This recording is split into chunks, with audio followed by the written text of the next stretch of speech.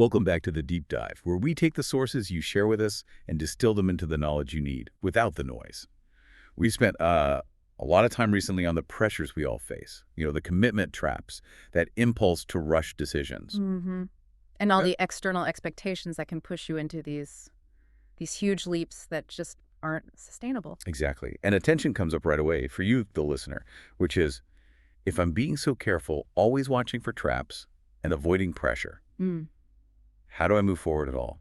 Right. If every step feels like you're risking everything, inertia just wins. You end up stuck. You end up doing nothing. Yeah. So our mission today really is to break that link between progress and risk. We want to show you that moving forward doesn't have to mean gambling your future. You can build momentum without those terrifyingly high stakes. Okay, let's unpack this. We're talking about finding and executing what we call the safe first step. And I think we have to start by really understanding the source of that paralysis you mentioned. Wow. It's rooted in a fundamental flaw in how we frame big life changes. It's not because people are just indecisive. No, that's such a harsh and unhelpful label. People feel stuck because their options are framed as extremes. It's this messaging, either from outside or from our own history, that says, go all in or don't even bother. Commit fully or stay exactly where you are. Precisely. And that all or nothing thinking, it's just insidious. It completely removes the possibility of, just experimenting. Yeah, if you have to bet the farm just to dip your toe in the water, the cost of getting simple information is just, it's way too high. It creates this catastrophic paralysis, the perceived cost of a wrong movement. Losing time, losing money, damaging your reputation. It feels so high that you choose to stagnate. Because stagnation feels safer than a potential catastrophe. Exactly. And what's so crucial to realize is that this assumption, this idea that you must leap, it just doesn't respect reality, especially as you move into later stages of life. But that's a key point. The source material is very clear that this mindset wrongly assumes three things. And these assumptions can be, they can be deadly after, say, age 55 or anytime you have major family or financial obligations. Okay, so the stakes are completely different then. What are those three false assumptions? Well, first, it wrongly assumes you have a high tolerance for loss. Which, if you're mid-career or nearing retirement, you just don't. You don't. Your funds are not easily replaceable. Second, it assumes you have endless energy to recover from a big setback. And we know energy is a finite resource. Uh-huh. Recovery takes longer as we age. And third, it assumes recovery itself is easy. It's not. If you commit years to the wrong path, the emotional and financial cost to get back on track it's monumental. So the need for caution isn't about fear then. It's actually just pragmatic risk management. The requirement to leap is a myth.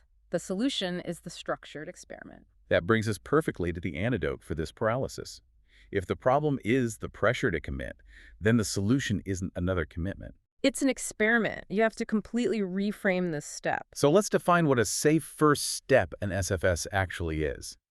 It is explicitly not a commitment. No, it's a time-limited, low-cost probe. Its only purpose is to gather information. Think about the stress difference. Yeah. If you think, how do I commit to this forever? Your anxiety just spikes. Of course. But if you reframe it as, how do I test this idea for 30 days and see if my hypothesis is right? The pressure just dissolves. Because the goal is clarity, not success. Right. Here's where it gets really interesting. An SFS is designed to answer a very specific question.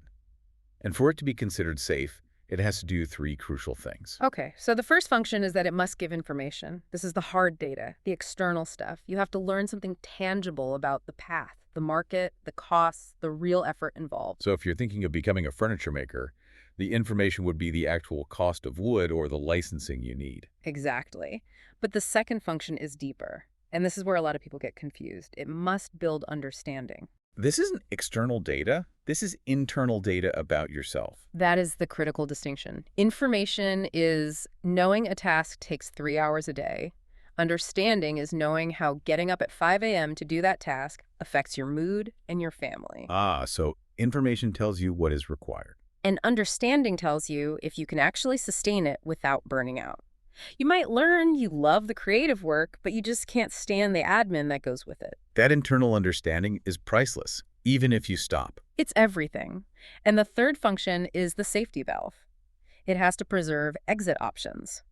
If the step locks you in, If stopping means selling an asset at a loss or paying a huge penalty. Then it was never a first step. It was a commitment in disguise. You got it. So that's the key takeaway right there. And SFS is progress without pressure because you're moving, but you're still in full control. That makes perfect sense in theory, but where you, the listener, might get stuck is in, actually applying this. How do we know if a step is really safe? How do you test it? Right. We need practical criteria. And the source material lays out 5. Let's call them non-negotiable qualities of a truly safe first step. And if a step doesn't meet most of these, you have to simplify it. It's too big for an experiment. Okay, let's break them down. I'm guessing the first one has to do with money. It always does. The first quality is low financial exposure. The cost has to be capped. And the rule is what? The rule is severe, but it's necessary.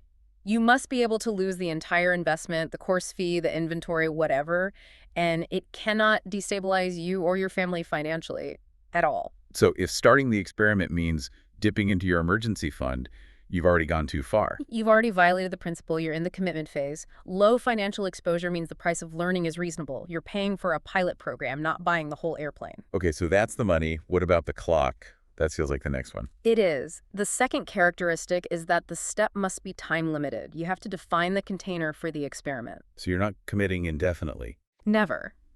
You set a short, clear period, maybe it's 6 weeks, maybe a quarter, and after that time, you must pause, review the data, and then decide.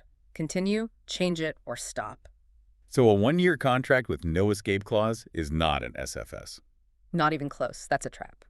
The third quality is that it must be skill building. The sources really emphasize this. Even if you decide the path isn't for you, even if the experiment fails, you have to walk away better off. That's powerful. So you're not wasting time, you're just diversifying your own skill set. That's a great way to put it. Let's say you test a side hustle for 6 weeks and you hate it, but you learned how to run social media ads in the process. Well, that skill is transferable to whatever you do next. Exactly. The cost of the experiment bought you a new skill. That holds value no matter what. Okay, that brings us back to control. The fourth quality, easy exit, seems like the most subtle one. It's not just about money, you said it's also about social pressure. How does that work? That's a fantastic question. We have this urge to announce our big plans, right? We think accountability will help us succeed. But with an SFS, that announcement can actually work against you. An easy exit means you can stop without financial penalty, yes, but also without intense social pressure. Because if you tell everyone and they're all cheering you on, stopping feels like a public failure. It does, and that pressure can make you keep going long after the data says stop. So often the best way to ensure an easy exit is to keep the experiment small and quiet. So keeping it secret, in a way, protects the experiment itself. That makes perfect sense. What's the last one? The fifth characteristic is about the purpose. The goal must be clarity over excitement. I love that. How do we separate those two? Well, excitement is that temporary high, the dopamine hit of buying new gear or telling people your big idea. And it fades? It always fades.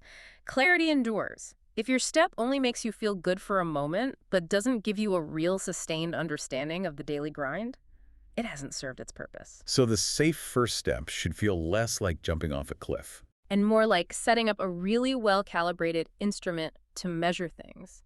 You want understanding, not just a thrill ride. You're not looking for hype. You're looking for the boring, factual truth about whether the effort is sustainable for you. Okay, so let's talk about the psychological payoff here.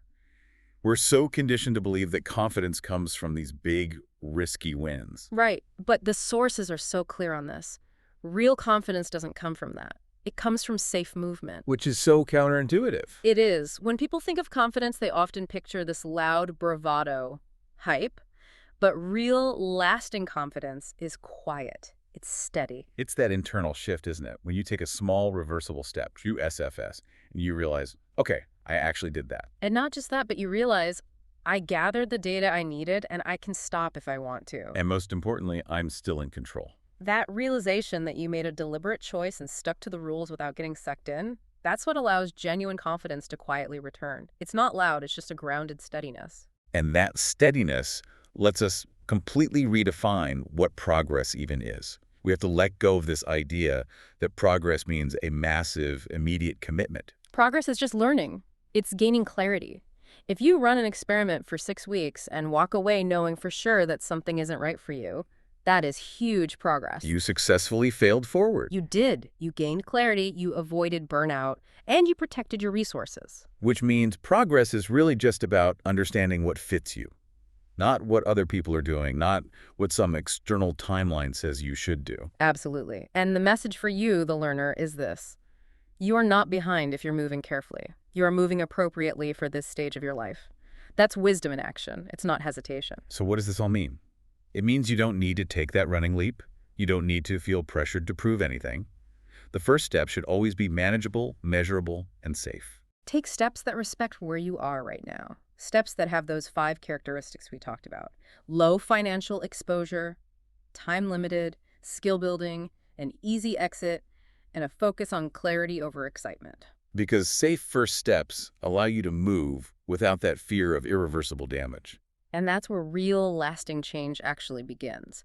If the cost is capped and the exit is easy, you're not gambling. You're just gathering data for your future self. And while we focus today on how to actively take a safe step, next time we'll cover something that's just as important for the careful planner, when not deciding right now is actually the most strategic decision you can make. Until then, continue to move carefully, keep learning, and trust the data you collect.